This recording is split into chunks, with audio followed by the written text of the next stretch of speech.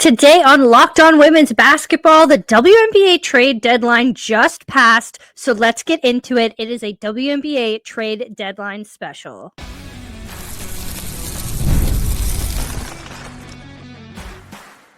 You are Locked On Women's Basketball, your daily podcast on women's basketball. Part of the Locked On Podcast Network, your team every day. Hello, everybody, and welcome to Locked On Women's Basketball, your team every day. Thank you so much for making us your first listen after the WNBA trade deadline. Today's episode is brought to you by Game Time. Download the Game Time app, create an account, and use Locked On NBA for $20 off your first purchase. My name is Chelsea Leite. I am a WNBA writer, reporter, whatever you want to call it these days on the internet, but the WNBA trade deadline just passed, and so I decided that today we were going to get into every single trade that has happened since the WNBA season started and just kind of celebrate the fact that trades happen in the WNBA right now. So stay tuned. We have 5 trades to break down today. So let's get into, let's just start by, for anybody who isn't used to the WNBA, trades have been rare in this league. I mean, there's a variety of reasons for it. The season is really short, so in-season trades weren't exactly doable for a long time. There was also so much restriction when it came to the salary cap and moving people around and making the money work that it just wasn't feasible to do trades mid-season, and it just wasn't the culture. People were, there wasn't very much freedom in the league up until a few years ago when players had more freedom in free agency and all of that stuff. But now we're in an era where trades happen more often. And not only that, but they're so exciting and they have so much impact, on a team's performances for the rest of the season. And so the trade deadline used to be a thing that people didn't even really think about or talk about. It just came and went. Nothing really happened. And today we had a trade on trade deadline day, as well as a bunch before. So it's just really exciting to be in a position where there's a lot of in-season movement happening. There's deals happening. Teams can improve midway through the season. And as someone, for me, who covers an NBA team, I cover the Toronto Raptors during the NBA season, trade deadline day is always so chaotic to the point where, I usually spend the entire day after 3 or 5 p.m. or whatever it ends up being just going through and seeing what actually happened. There's so many picks that get swapped. There's players. There's, draft picks for future. There's, all of these things that happen. And so, the WNBA has made it a little bit easier in the sense that it's not as chaotic. I don't have to sit there for the rest of the day and figure out who is on what team anymore. But it's just like that good medium of, okay, things are actually happening. So let's get into all of the trades. I'm going to start from when the season started, because of course there's off-season trades and that's its own thing. But let's start from every single trade that has happened from opening day to the trade deadline, which was today at 3 p.m. As I'm recording this, it's 3:29. Haven't really seen any announcements of any last minute under the wire trades, but we'll see. Maybe that will come up. But as for right now, 5 trades and that's it. And so the first one was, not shocking because they had asked for it, but the Dallas Wings started things off on June 14th by trading for Leite from the Seattle Storm in exchange for 2 future draft selections. Those draft selections were Dallas's 2026 second-round pick, which includes the right to swap with the Connecticut Sun, and Dallas's 2027 third-round pick, which includes the right to swap with the Indiana Fever. This trade was interesting at the time because Leite had requested it. She wanted more playing time on the court, which she was not getting in Seattle.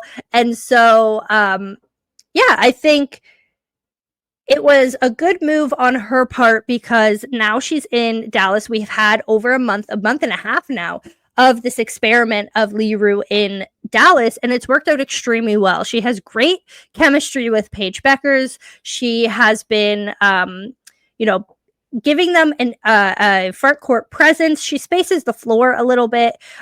There's definitely some improvement to be made. The defense can be improved for sure. But at the same time, she is, on the more athletic side. She can shoot sometimes from distance. So, spacing the floor is something that's coming. But her ability to receive passes from Paige Bueckers and the Wings' other point guards and make an impact for them on the floor has been an improvement, to say the least. And she knows her role. She's getting more minutes, which is what she wanted. She seems to have great chemistry with Paige Bueckers and the rest of the Wings young core. So, for Dallas's perspective, that was a win. It kind of just worked out for both sides because, she had asked to step away from the Storm, and in return, the Storm get a few draft picks for next year and in 2027, which they can decide whether or not to keep or to deal in other things during the offseason. Excuse me. You never know what's going to happen with that. So I declare, if we're grading, I just decided right now, let's grade these things. I'm going to give this one an A-. I think it gets an A- because it worked out well for both sides. I don't think there's a clear winner or loser. Lee herself wanted to leave.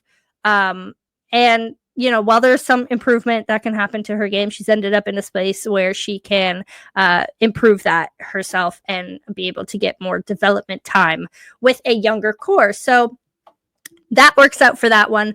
Let's move on to the other trade that wasn't necessarily a trade deadline move, more of just like a mid-season trade.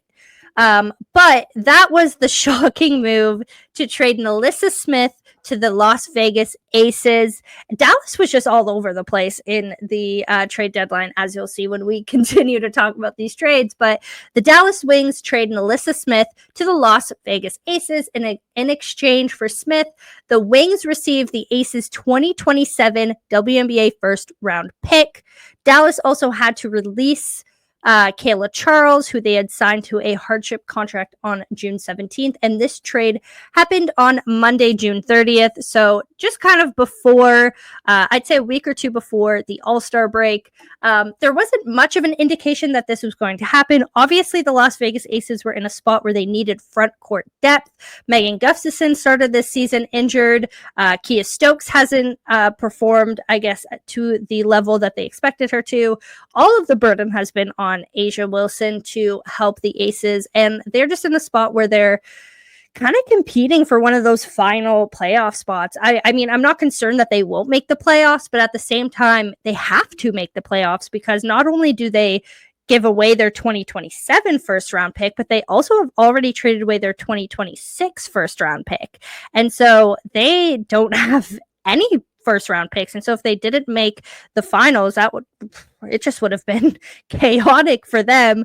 And they would have been in a situation where most of their team is free agents going in. I mean, most of everyone is free agents, let's be serious, but their championship core could be broken up, and then they don't really have the draft stock to, start a new era, replace them with some really talented picks, which would be something to kind of incentivize, I guess, A'ja Wilson to stay, and even Jackie Young to stay and sign with the Aces as free agents going into next season. So very particular place, but they get Nalissa Smith, who, was a number 2 draft pick back when she was drafted in 2022, comes out of Baylor.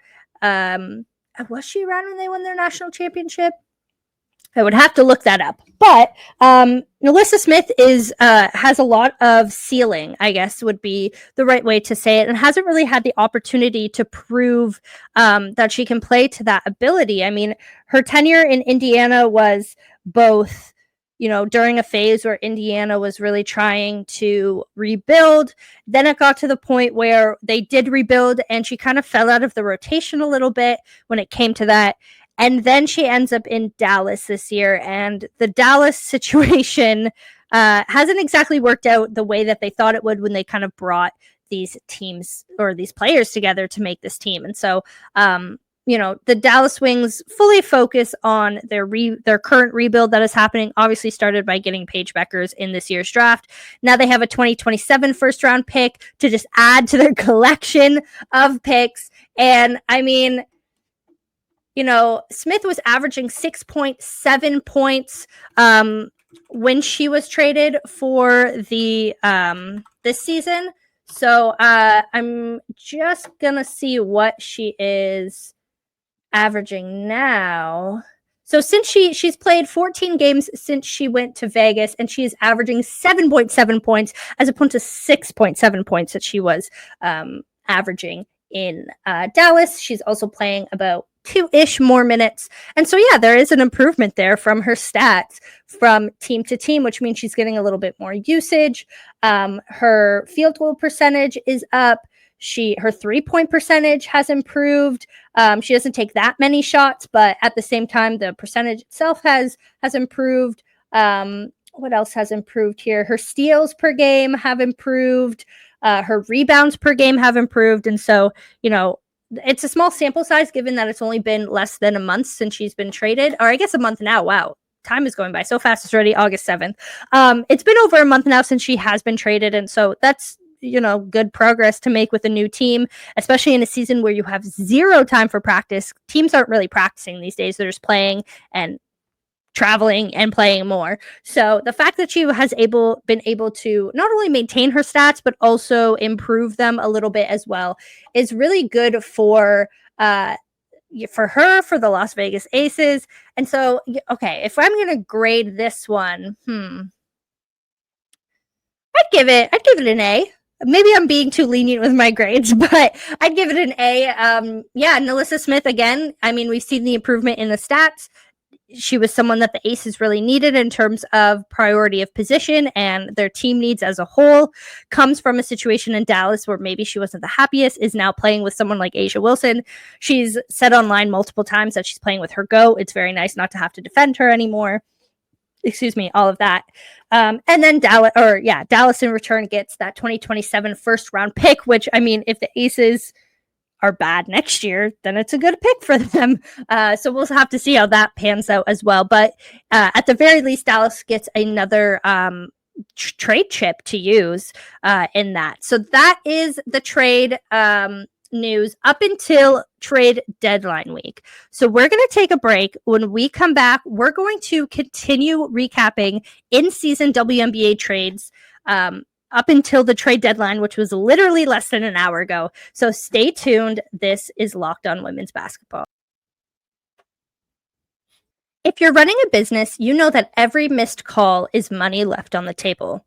Think about the last time you had an urgent need, maybe for a plumber or a service provider. If the person didn't answer, did you wait? Probably not. You moved on. And that's why you need OpenPhone. OpenPhone is the #1 business phone system built to streamline and scale your customer communications, all from an app on your phone or computer. OpenPhone lets people manage their business calls, texts, and all from a single app. Their shared inbox feature is such a game changer. Your team can jump into any conversation instantly without missing a beat. So the whole team can use it on one app, which makes it really nice. You don't have to have company phones or, just one phone in an office.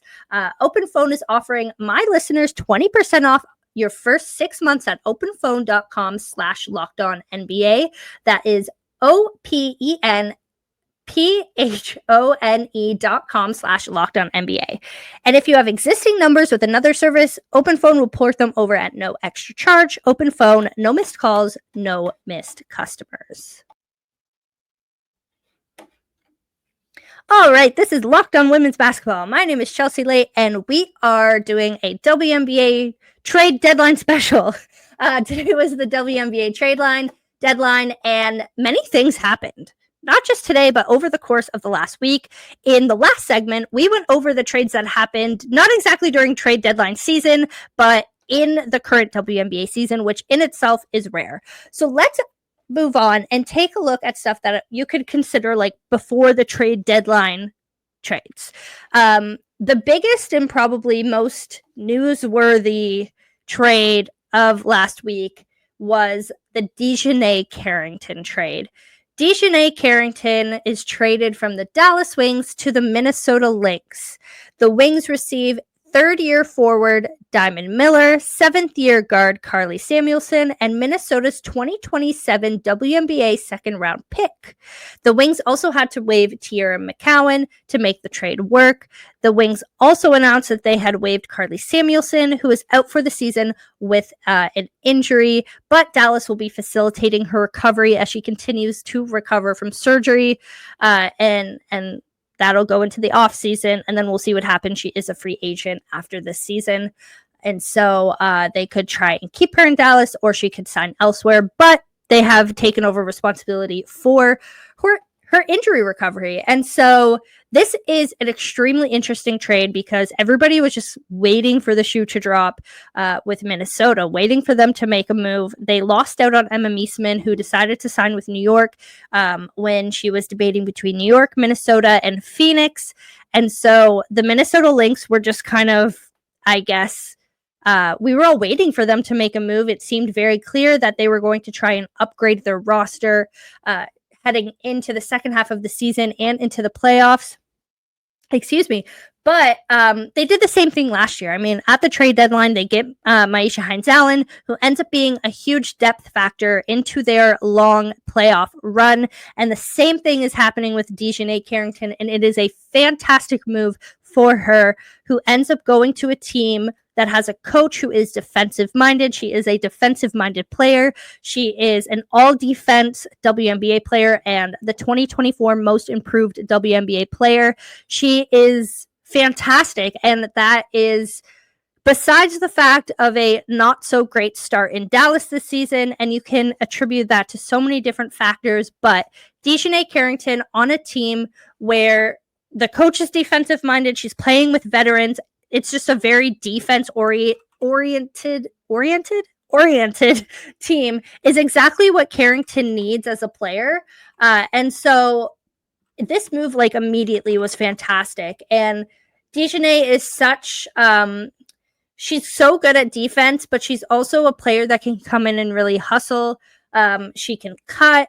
She has like a ton of experience with players on Minnesota as well. Her and Alana Smith were teammates in Stanford. And so I'm just pulling up. I mean, again, she's only played one game in Minnesota.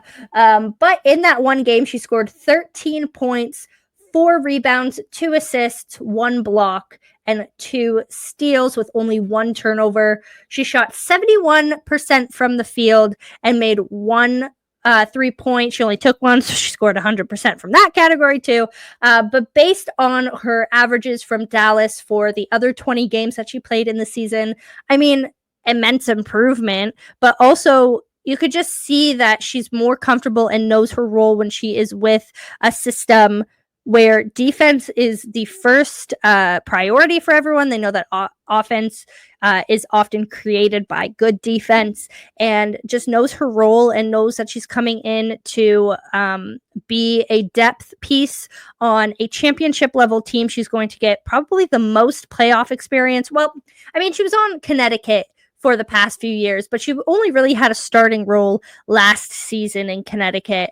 And so, you know, we'll see what happens with her this year and how far the Lynx are able to go, but they're the top team in the league right now. And when you come from one of the bottom teams in the league and you're suddenly traded to a championship favorite team leading the WNBA in standings right now, I mean, if I would be happy if I were her. And obviously tensions were kind of getting there in Dallas. I wouldn't say it was, you know, completely, I don't think all is completely lost there, but I think there's a little bit of a disconnect maybe from what she was told this season would look like to how it has ended up in Dallas. But yeah, when you flip it to the other side, the Wings receiving Diamond Miller, again, perfectly aligns with their rebuilding, perfectly aligns with the fact that they are going younger. Diamond Miller pairing with, you know, Paige Beckers, with Arike, with their young core player, Maddie Siegrist,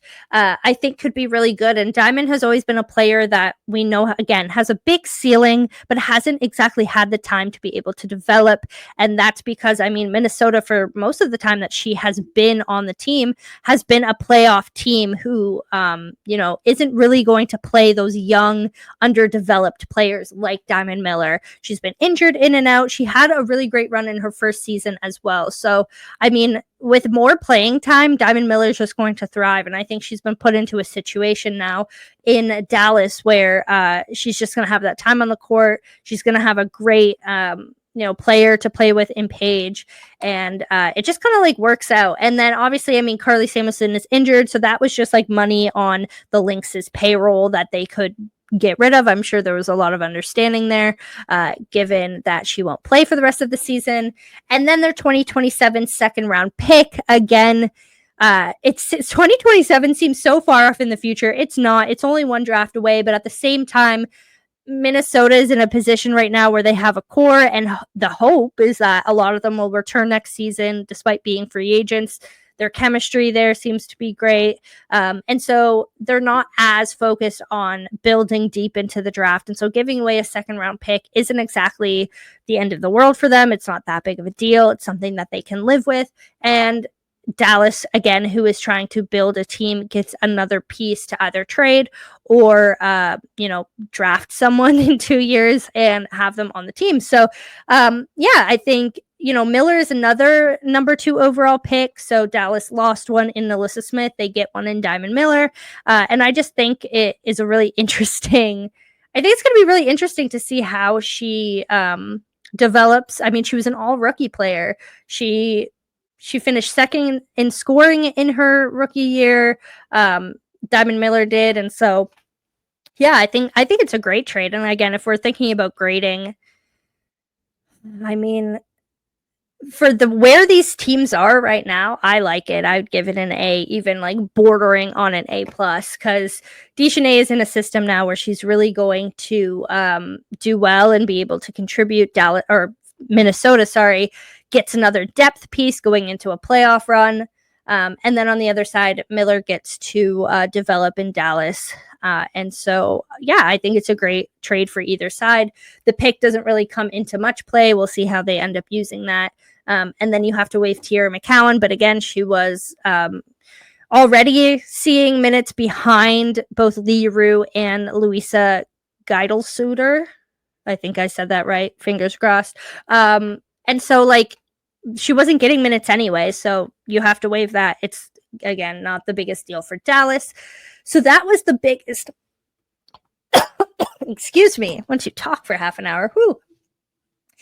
So that was the biggest trade that came out of the last week last week. And then we got into the real trade deadline stuff, which was then the Washington Mystics got into it. So let's take a quick break. When we come back, we're going to get into the Washington Mystics, who became suddenly the most active team other than Dallas at the trade deadline. So stay tuned. This is Locked On Women's Basketball.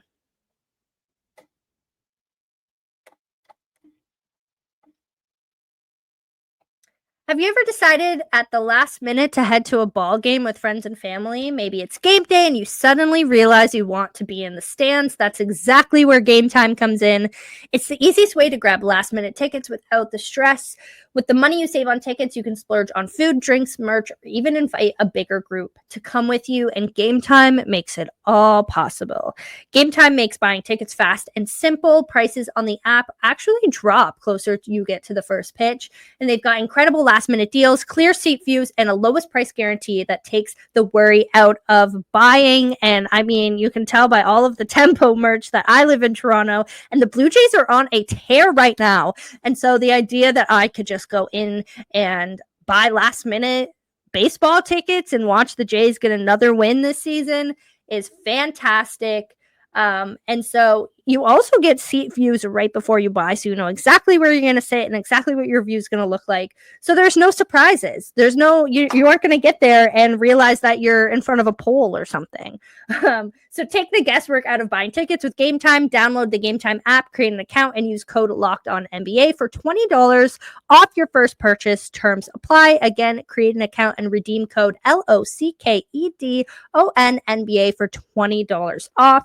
Download the Game Time app today. Last minute tickets, lowest price guaranteed. All right, we are back. This is Locked On Women's Basketball with a WNBA trade deadline special featuring me, Chelsea Leite, who is sitting, just in my apartment looking at trades, grading trades. And it's been maybe one of the most active trade deadlines in WNBA history. And the Washington Mystics decided in the last few days that they wanted in on the action. Big trades coming out of Washington this week. The first one was trading Brittany Sykes. Brittany Sykes is an all-star, just made the all-star game. She's a great player, is a little bit older, but still just has such an impact as a guard. Is able to score, to assist, steal, has averaged 15.4 points, 4.3 assists, 1.2 steals, and shot 31.8% from the arc this season. Wild. And so Washington trades Brittany Sykes to Seattle in a trade that involves Alicia Clark, Zia Cook, and one of Seattle's 2026 first-round draft picks going to Washington. So, in case I said that really confusing, because I feel like I did, Brittany Sykes goes to Seattle, and Washington receives Alicia Clark, Zia Cook, and Seattle's 2026 first-round pick that, after some research, I believe is Seattle's own first-round pick and not one of the ones they acquired through Vegas and LA. And so the first thing they did was waive Zia Cook, and I believe they are keeping Alicia Clark on the roster in Washington. You kind of get vet for vet. Brittany Sykes was a huge veteran voice on a very young Washington Mystics team, and so, Brittany Sykes goes, you get Alicia Clark back, who again is a great voice to have on your bench and in your locker room.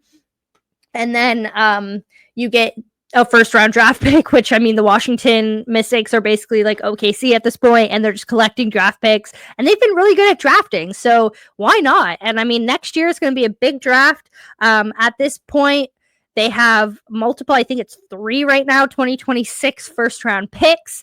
So it's going to be interesting to see if they keep them or if they trade them in the offseason before the draft, et cetera, et cetera. But this was just, this move was inevitable given the fact that, how do I put this? The Washington Mystics are rebuilding, and we know that. And I think, one, they want to do a service to Brittany Sykes to put her on a team where she has a chance of having a long playoff run, but also you want to get something back for a player like Brittany Sykes, who, again, like the trend, is going to be a free agent. And so getting something back, aka getting the first round draft pick, and I honestly think that first round draft pick is the cornerstone of the trade. You waive Zia Cook, so that, was just to make the money work. You get Alicia Clark, who again is a little bit older, is not exactly the star caliber player that Sykes is, but you get that first round pick as a rebuilding team. And then in exchange, Sykes goes to a playoff-bound Seattle Storm team, is able to impact that, is able to play in the playoffs, potentially make a championship run if all goes well for Seattle. If they're able to do that, they're kind of on the cusp of that first round. I would place them in the second round or the second tier of WNBA standings right now. But, this was kind of expected, again, because Sykes isn't going to stay in Washington, I don't think, just given the fact that they're rebuilding, that she's played so well this year. Her free agency stock has risen. And Yeah, so you get something back for her, and you get something back. You're able to kind of figure out what your roster is going to be like long term, given the fact that you have so many impressive rookies to try and retain this season. And you have to think about who you're going to be able to retain next season, not only in free agency, but also in expansion draft. Toronto Tempo, but also Portland Fire. But we all know that I wouldn't say biased towards the Toronto Tempo, but that's, I'm in Toronto. So Toronto gets a little bit of a vocal emphasis. And Dallas, or I keep saying Dallas because we've been talking about Dallas. Washington gets a kind of, they're in an interesting spot where they have to figure out who they're going to protect in this draft, given that they have a lot of people who will still be on contract next year. And so this trade gets an A for me just because it just needed to happen. And then today, let's round it out by talking about today's trade, the last one of the 2025 WNBA trade deadline, which was moving Aaliyah Edwards to the Connecticut Sun in exchange for J.C. Sheldon. The Mystics will also have the right to swap Minnesota's own 2026 first round pick, which Washington received in Carly Samuelson's trade before the season, for New York's 2026 first round pick that Connecticut received following the Natasha Cloud trade. I know it's so confusing, but a lot of swaps. But the main thing is J.C. Sheldon for Aaliyah Edwards. And if you were around a few months ago, you would have heard the report that the Washington Mystics were looking for an Aaliyah Edwards trade for a few reasons that I've said on this podcast. I've said in a bunch of different places, which is, first of all, Washington has a ton of young players that they're going to want to retain in an expansion draft. Shakira Austin, Kiki Iriafin, Sonia Citron, Joja Amore. Now, the list goes on, right? We don't know how many players teams are going to get to protect. And so Aaliyah Edwards could have fallen into that, just out of the protected players realm. And a certain Canadian team that wants their Canadian Olympian to come play in Toronto would have immediately snatched up Aaliyah Edwards. And so they wanted to, again, it's another situation where you want to get something back for a player that you drafted, that you gave up, assets to draft. And so they want to give away Aaliyah Edwards, get someone back that they, that fits with this young core that they're building. Not that Aaliyah didn't. Aaliyah's a fantastic player. Obviously, I'm going to be the first one to say that, but Aaliyah's a fantastic player. They just had so much front court players, and you kind of have to pick and choose who you're going to buy into and who you're going to let go. She wasn't getting that many minutes. She was injured at the beginning of the season. And so now she goes to a Connecticut team that's kind of in the same process of rebuilding, but she's going to be a huge, huge deal in Connecticut. She played all 4 years of college there at UConn. She is an Olympian. She's extremely talented. She's going to be one of the older players in, this younger core of Connecticut for the future, which includes Sanaya Rivers and Anissa Morrow. And I'm excited to see how that ends up going. So I think it's a great trade. A lot of people are kind of emotional about it online. The reactions online have been all over the place, given the fact that she's going from Washington to Connecticut. I don't know why people are upset about it. I think it's a great trade. I think that Aaliyah will thrive in Connecticut. She still has 2 years on her contract, so the Connecticut will surely protect her and keep her for that. So sorry, Toronto Temple fans, she's not getting picked up in an expansion draft. I think that she will now have more time to develop, more space to grow, and a bigger role on the team than she did in Washington. And that was it. I mean, the trade deadline has now come and gone, and that seemed to be the last move to happen at the end of the day here today. And so that's it. No more trades to happen for the rest of the WNBA season until the season ends and we head into the off season. Thank you so much for watching Lockdown Women's Basketball. I'm Chelsea Leite. You can follow me over on the 9 Basketball presented by the Next, and a bunch of other places as well. But stay tuned. I host Lockdown Women's Basketball every Thursday. So come back. Thank you so much for watching.